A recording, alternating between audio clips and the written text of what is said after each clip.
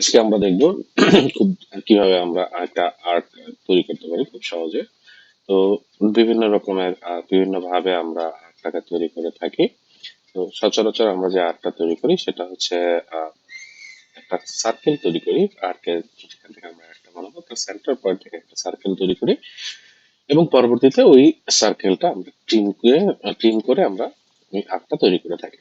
কিন্তু এই পদ্ধতিটা আসলে আমাদের জন্য অনেকটাই সময় সাপেক্ষ। কেন আর্কের মেনুতে অনেক ধরনের আর্ক আছে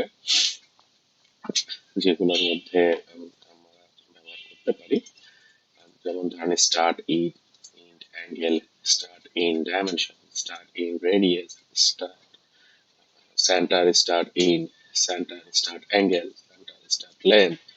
আমরা যেভাবে দরকার আমরা সেভাবে কিন্তু আমাদের আরেকটা তৈরি করতে পারি। যে ডাটাগুলো আমাদের কাছে সচরাচর দেওয়া থাকে সেই ডাটা দিয়ে আমরা আমাদের আরেকটা তৈরি করতে পারি।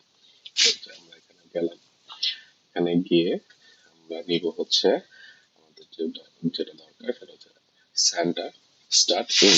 আমরা প্রথমে সেন্টার পয়েন্ট ক্লিক করলাম এবং পরবর্তীতে আমরা স্টার্ট পয়েন্টে ক্লিক করলাম এবং এন্ড পয়েন্টে গেলাম।